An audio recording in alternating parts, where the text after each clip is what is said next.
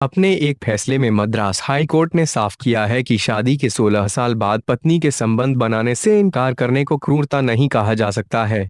अदालत ने हाल ही में दायर की गई एक याचिका को खारिज करते हुए यह टिप्पणी की है। दरअसल हाईकोर्ट में पेश की गई याचिका में एक शख्स ने अपनी पत्नी पर क्रूरता का आरोप लगाया था। इस शख्स ने 1998 में एक महिला से प्रेम विवाह किया था। 2014 में वे हेरोड की एक अदालत में तलाक की अर्जी लेकर पहुंचा था। पीड़ित युवक ने तलाक की अर्जी देते हुए आरोप लगाया था कि मेरी पत्नी मेरी निष्ठा पर शक करती है और दाम्पत्य अधिकारों से वंचित रखती है। लेकिन इस आधार पर अदालत ने उसे तलाक देने से इनकार कर दिया और शख्स को लताड़ भी लगाई एवं हिदायत दी कि उम्र के साथ आने वाले बदलावों को स्वीकार करना आना चाहिए। ईरोड की अदालत के फैसले के खिलाफ इस शख्स ने हाईकोर्ट में अपील की थी और उसकी इस याचिका पर जस्टिस आर सोबिया और जस्टिस सी सर्वानंद की बेंच सुनवाई कर रही थी। शख्स के वकील ने हाईकोर्ट को उस फैसले की याद दिलाई जिसमें बेंच ने कहा था कि पत्नी का पति को शारीरिक संबंधों से वंचित रखना क्रूरता की श्रेणी में आता है।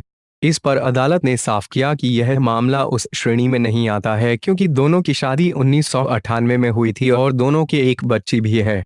कोर्ट ने कहा, शादी के 16 साल बाद दैहिक इच्छाओं की पूर्ति में सहयोग न करने को क्रूरता नहीं कहा जा सकता। अदालत ने कहा कि यह प्राकृतिक है जो कई तथ्यों पर निर्भर करता है, उनमें से बढ़ती उम्र भी एक है। इसके लिए किसी को दोष नहीं दिया जा सकता है। कोर्ट के सामने यह भी आया कि इस मामले में पत्नी असल में प्रताड़ित हुई है। 2014 में उसे पति के किसी बाहरी लड़की से संबंध के बारे में पता चला था और दोनों उसी साल एक दूसरे से अलग हो गए थे।